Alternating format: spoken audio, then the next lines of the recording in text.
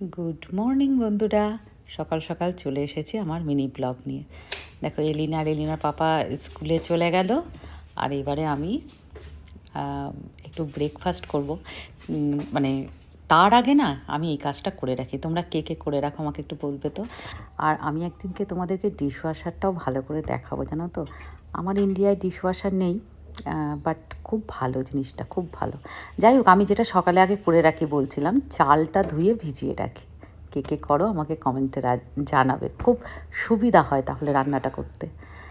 যাই হোক, এই যেটা খাচ্ছি এটা আমার খুব প্রিয়, পটেটো স্যালাড।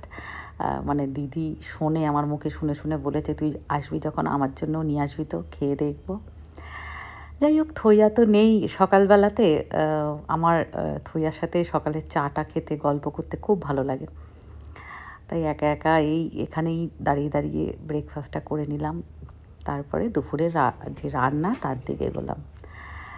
এই ডিমের ঝোলটা তো খুব রসা কষা স্পাইসি করে রান্না করলাম। আর সাথে যেটা করেছিলাম সেটা টমেটো আর আলু ভাতে শুকনো লঙ্কা আর তোমার রসুন ফোড়ন দিয়ে মাখিয়েছিলাম নুন দিয়ে। আমার দিদি বলল যে এইভাবে মাখা খুব সুন্দর লাগবে। আমি তো শুকনো লঙ্কা দিয়ে মাখি, রসুন দিয়ে কিন্তু এই প্রথম মাখলাম, ভালো লাগলো।